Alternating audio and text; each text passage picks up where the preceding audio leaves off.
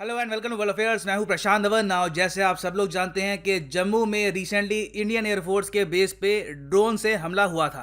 Now इसके बारे में कई और डिटेल्स सामने आई हैं और अब जो प्राइम फेस है, जो इनिशियल एविडेंस हमारे सामने आ रहा है, उससे ये भी लग रहा है कि पाकिस्तान यहाँ पर डायरेक्टली इन्वॉल्व था। ना पाकिस्तान की गवर्नमेंट की मैं बात नहीं कर रहा यहाँ पर, मगर इनके बहुत सारे जो टेररिस्ट संगठन हैं ये यहाँ पर इन्वॉल्व थे। यहाँ पे आप देखोगे, पहली बात तो ये जान लो, अब ये मीडिया रिपोर्ट्स कंफर्म कर रही है कि ड्रोन अटैक में ऐसा नहीं है कि भारत की तरफ से कोई इंजरी नहीं आई। दो इंडियन एयरफोर्स के पर्सनल यहां पर इंजर हुए थे, ये अपने आप में बहुत बड़ी बात है। दूसरी बात यहां पर यह है कि जो इनिशियल इन्वेस्टिगेशन चल रही है उससे लग रहा है कि पाकिस्तान बेस्ड टेरर ग्रुप लश्कर ए तोयबा या फिर हो सकता है कि जैश ए मोहम्मद, इन दोनों में से एक यहां पर इन्वॉल्व हो। और इवन जो पॉलिटिकल पार्टीज हैं आज के समय जम्मू में, फॉर एग्जांपल नेशनल कॉन्फ्रेंस जिसके प्रेसिडेंट हैं फारूक अब्दुल्ला, ये पॉलिटिकल पार्टीज भी अब कह रही हैं कि जो जम्मू में रिसेंटली अटैक हुआ है, ड्रोन अटैक, ये एक एक्ट ऑफ टेररिज्म है बाय रोग स्टेट पाकिस्तान। और अब ये भी पता लग रहा है कि ऐसा नहीं है कि ये ड्रोन अटैक सिर्फ आईएएफ के पर्सनल को अटैक करने के लिए था, इनका टारगेट बहुत बड़ा था। ये लोग यहाँ पर चाहते थे कि जो इंडियन एयरफोर्स के यहाँ पर हेलीकॉप्टर है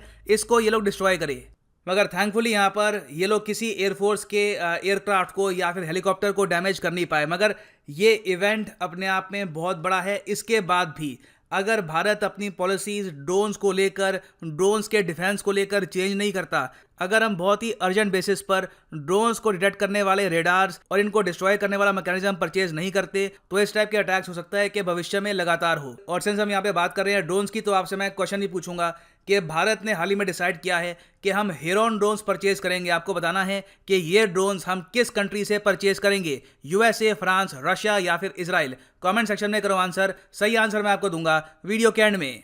ना यहाँ पे आप लोग पूछेंगे कि क्या ये ड्रोन अटैक पाकिस्तान की तरफ से हुआ है, क्या ये पाकिस्तान ऑक्यूपाइड कश्मीर से लॉन्च किया गया था, या फिर इन्होंने जो ये ड्रोन है, एक्सप्लोसिव्स हैं, ये भारत में पहुंचा दिए हमारी साइड और उसके बाद ये लॉन्च किया गया। देखिए, दोनों सिनेरियो पॉसिबल है। हम काफ़ी बार देख चुके हैं कि जो लाइन ऑफ कंट्रोल है उसके पीछे से पाकिस्तानी आतंकवादी काफ़ी बार अटैक कर चुके हैं इंडिया को, और इसी वजह से हमने सर्जिकल स्ट्राइक भी की थी, सबसे पहली सर्जिकल स्ट्राइक, जिस पर एक फिल्म भी बनाई गई थी उरी के नाम से। तो बिल्कुल देखिए, यहाँ पर पॉसिबल है कि ये जो एरिया ना, इसको पाकिस्तान कहता है हवेली डिस्ट्रिक्ट। ये जो ऑरेंज लाइन है ये है लाइन ऑफ कंट्रोल, ये जो रेड लाइन है यहाँ पर ये है इंडिया के हिसाब से प्रॉपर बॉर्डर। ये जो एरिया है ये एक्चुअली हमको बिलोंग करता है, पाकिस्तान ने इलीगली इसको ऑक्यूपाई किया है। तो जो हवेली डिस्ट्रिक्ट है यहाँ से आप अगर देखोगे तो श्रीनगर बहुत ज़्यादा पास है, और जो भी यहाँ पर आईएएफ के एयर बेसेस हैं, कुछ भी यहाँ पे हमारी इंपॉर्टेंट बिल्डिंग है, इसको ये लोग बियॉन्ड विजुअल रेंज ड्रोन से अटैक कर सकते हैं। डिस्टेंस हवेली डिस्ट्रिक्ट का जो यहाँ पर पीक है, यहाँ से लेकर यहाँ तक का आप कह सकते हैं रफली 15 किलोमीटर के आसपास का है, 15-20 किलोमीटर एट मैक्स। तो आज के समय कई ड्रोन्स आते हैं बियॉन्ड विजुअल रेंज ड्रोन्स, उनको आतंकवादी कंट्रोल कर सकते हैं नक्शों के जरिए। और कोई बड़ी बात नहीं है कि यहाँ पर पीओके से ये अटैक लॉन्च किया गया हो, मगर इधर वे पाकिस्तान के ग्रुप्स की यहाँ पर इन्वॉल्वमेंट रही होगी, क्योंकि जिस टाइप के एक्सप्लोसिव्स यहाँ पर इस्तेमाल किए गए हैं ये लोकल लोग यहाँ पे प्रोड्यूस कर नहीं सकते। डेफिनेटली यहाँ पर पाकिस्तान ऑक्यूपाइड कश्मीर से जो एक्सप्लोसिव्स हैं ये प्रोवाइड किए गए, और उसके बाद जो आईएएफ का एयरबेस है उसके पास में जो एक बिल्डिंग है वहां से हो सकता है कि ये ड्रोन कंट्रोल करके यहाँ पर विस्फोट हुआ हो। मगर मैं आपको ये बता देता हूँ कि अगर कोई व्यक्ति आईएएफ के एयरबेस के बिल्कुल करीब से ये ड्रोन कंट्रोल करता तो फिर ये लोग काफी डैमेज कर सकते थे। इनके एक्सप्लोसिव्स यहाँ पर वेस्ट नहीं होते, खुली जगह पे रैंडमली या एक्सप्लोड ना कर देते। सिंस इनके पास कंप्लीट कंट्रोल था नहीं अपने ड्रोन्स का, तो इससे लग रहा है कि काफी लंबे डिस्टेंस से इनको कंट्रोल किया जा रहा था ना। यहाँ पे आप पूछ सकते हैं कि मगर ये जो अटैक किया गया था, सुनने में तो ये आ रहा है कि ये कोई सस्ते चाइनीज मेड ड्रोन्स थे, काफी बार जिनसे शादियों में लोग फोटो खींचते हैं उस टाइप के ड्रोन्स थे यहाँ पर ये, तो वो भी इतना ट्रैवल कर सकते हैं। तो इसका आंसर है हाँ। देखिए, बियॉन्ड विजुअल रेंज जो ड्रोन्स हैं वो आजकल वेरियस साइजेस में आ रहे हैं, और बिल्कुल इसके ज़रिए ये किया जा सकता है। इसलिए ड्रोन्स एक बहुत ही बड़ा सिक्योरिटी थ्रेट है आज के समय भारत के लिए, क्योंकि पहली बात तो बहुत ही लंबे डिस्टेंस से कोई इनको कंट्रोल कर सकता है। उसके अलावा देखो, हाल ही में बीएसएफ ने ये भी एडमिट किया है कि जो रेडार्स इस वक्त हमारे पास डिप्लॉयड हैं नियर द बॉर्डर एरिया, ये इतने सक्षम नहीं है कि बहुत ही छोटे छोटे जो ये ड्रोन्स हैं इनको प्रॉपर्ली डिटेक्ट कर पाए। इशू यहाँ पर यह है कि इन ड्रोन्स का साइज काफ़ी बार एक पक्षी का साइज जैसा होता है, तो हम डिस्टिंग्विश कैसे करेंगे एक बर्ड और एक ड्रोन के बीच में।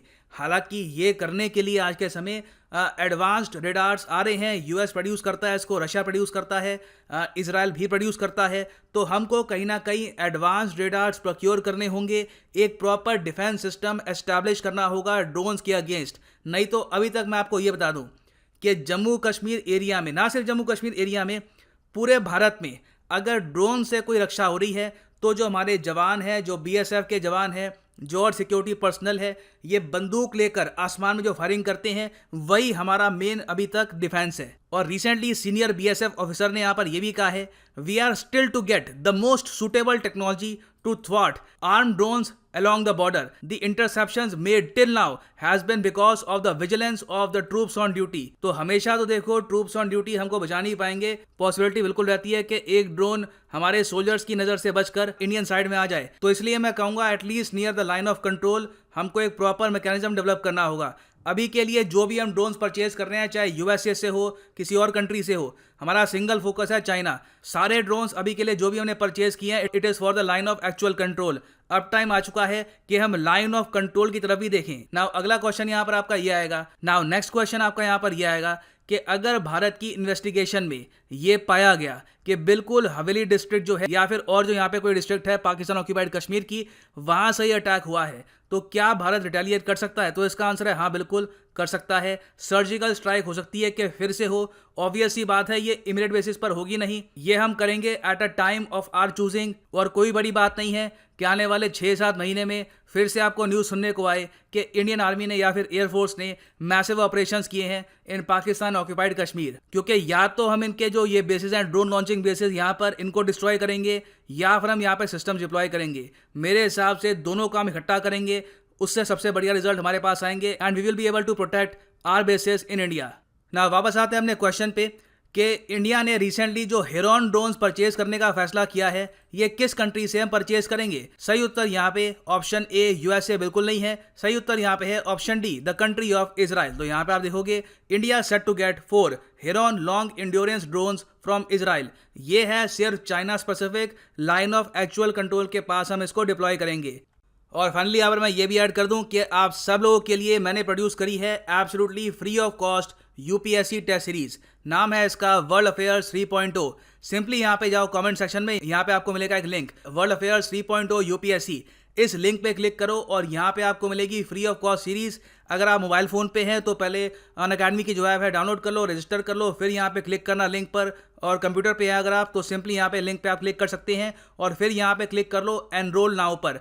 कोड यहाँ पे अगर आपसे मांगे तो कोड डाल देना PD10 और आप इस free of cost test series में एनरोल हो जाओगे।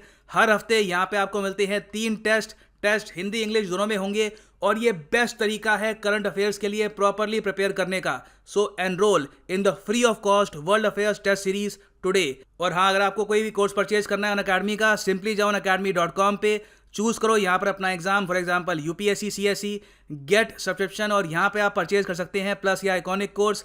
और जो प्लस कोर्स है 12 मंथ का, ये आपको पड़ेगा 4125 का। ये प्राइस कभी भी पे मत कर देना, यूज़ करो यहाँ पे promo code PD10 and the prices will fall. सिर्फ 3713 रुपये पर मंथ में आप प्रिपेयर कर सकते हैं for UPSC prelims and mains. और यहाँ पे आपको एक प्रॉपर टेस्ट सीरीज भी मिलेगी worth 10,000 rupees. So use the promo code PD10 and save money. इसी नोट के साथ ये है वीडियो का अंत। Thank you for listening and as always God bless you all.